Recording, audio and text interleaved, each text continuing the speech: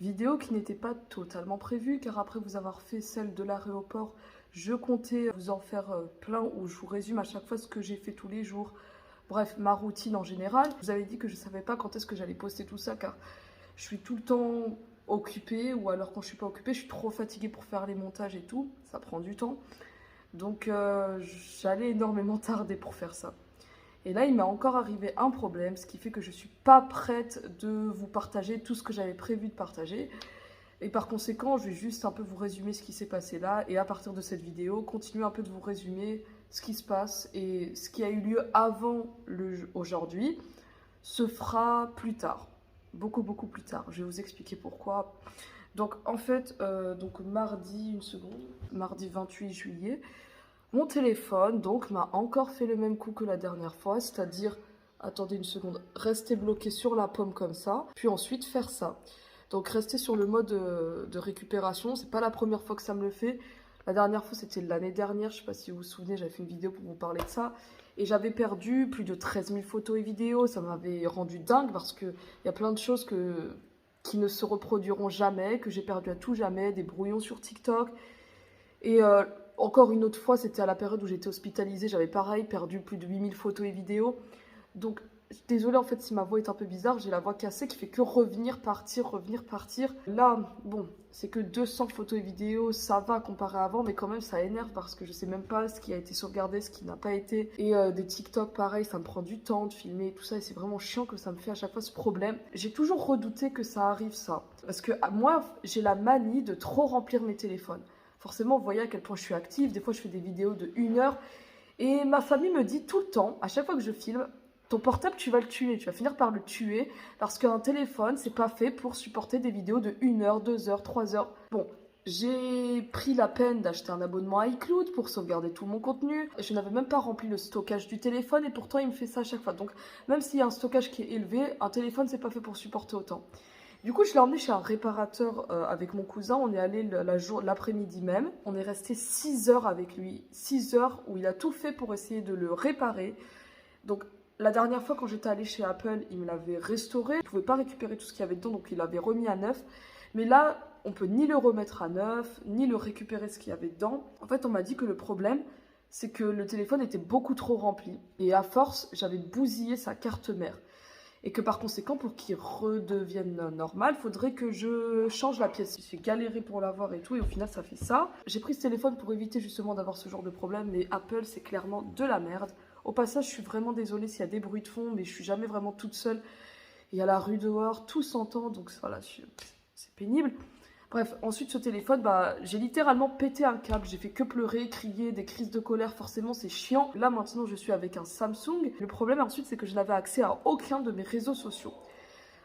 Excepté TikTok parce que j'ai réussi à m'y connecter avec mon mail, mais Instagram, YouTube, même mon iCloud et tout, ils demandent une vérification par SMS. Car moi, ils sécurisent trop mes comptes, ils demandent à chaque fois des doubles vérifications. Le problème, c'est que je suis actuellement au Maroc, ce qui fait que le réseau de ma carte SIM ne fonctionne pas ici. Par conséquent, je ne peux pas recevoir des SMS de confirmation. Donc là, c'était galère, car tout est enregistré dans mon iPhone. Tout. Et franchement, quand on perd son téléphone, c'est galère. Donc, ce qui fait, c'est que hier, donc jeudi 29 juillet, je me suis rendue avec de la famille. On est parti vers la frontière de l'Espagne. C'est pas très loin, mais c'est loin. En gros, on a fait 2 heures de trajet. Une fois qu'on arrive à la frontière de l'Espagne, enfin, on n'est pas rentré dedans, mais on était vers la frontière, j'ai commencé à voir le réseau de ma carte SIM. Enfin, il y a certains endroits où ça fonctionne, et par conséquent, en Espagne, mon abonnement fonctionne. C'est qu'en ayant fait ça que là, je peux à nouveau être active sur les réseaux sociaux. Sauf iCloud. iCloud, il y a toutes mes photos et mes vidéos dedans, enfin tout, sauf ceux qui ont été supprimés. C'est pourquoi là, je pourrais pas vous reprendre des vidéos et vous faire des montages et vous les repartager. J'attends juste de récupérer mon compte iCloud. Désolée, ne calculez pas le fait que je sois en pyjama, mais entre le temps où j'ai tourné la vidéo là et à l'instant, on est le 1er août, il y a eu des changements, beaucoup de choses qui ont eu lieu. J'ai de nouveau accès à tout, donc à iCloud, etc. Tout simplement car j'ai réussi à activer ma carte SIM au Maroc.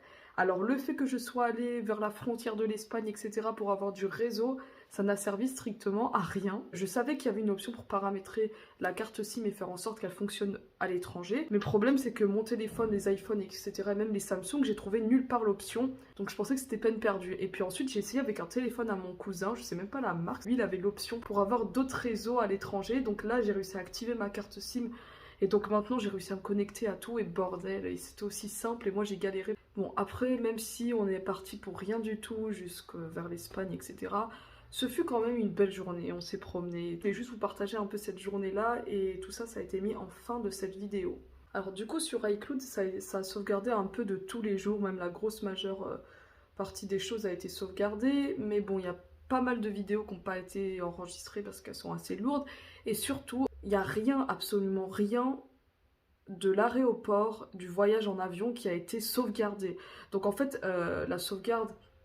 À partir où on est chez nous, que j'ai fait les bagages, là, ça a sauvegardé. Puis ensuite, entre les bagages et qu'on arrive au Maroc, il n'y a rien comme si ça n'avait jamais eu lieu, qu'on a pris l'avion. Bon, bref, heureusement que je vous ai déjà sorti la vidéo sur l'avion et tout, sinon j'aurais jamais pu le faire. Ah là là là là, bref. Malgré tout, on reste positif. Malgré tout, j'essaye de rester positif. J'ai l'impression vraiment qu'il y a une malchance qui tourne autour de moi. Il y a quelqu'un qui me souhaite sans cesse de la malchance. Car on veut me bloquer de m'exprimer sur les réseaux sociaux, on veut me bloquer d'être actif sur YouTube. Et bien les personnes qui me souhaitent ça, c'est en train de se réaliser. Vous êtes contents? C'est quoi le but? Je ne fais rien de mal. Je dis ça car là, j'ai encore un médecin qui m'a contacté pour me dire que quelqu'un l'avait prévenu que je postais des vidéos sur YouTube et que ça lui plaisait pas. Forcément, c'est qu'un médecin qui peut être en train de prévenir tous les médecins que j'ai consultés que je fais des vidéos sur YouTube. Pourquoi?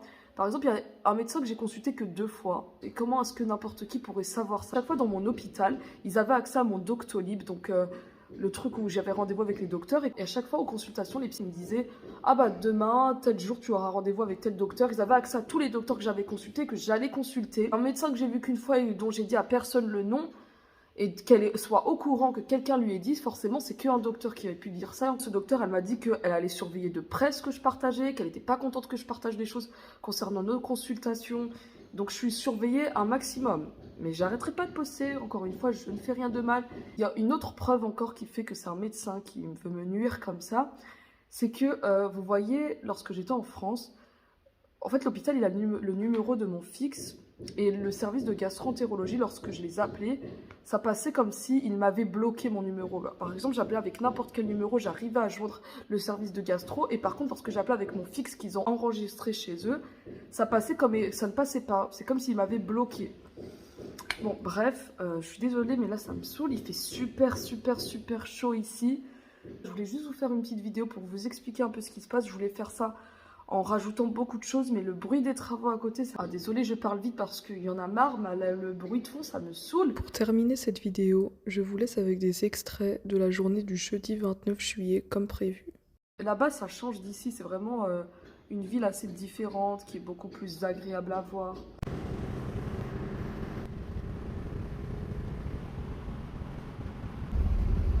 Et heureusement que je prends toujours la précaution de ramener avec moi des pansements de rechange, car c'est vrai qu'avec la chaleur, ça se détache assez vite.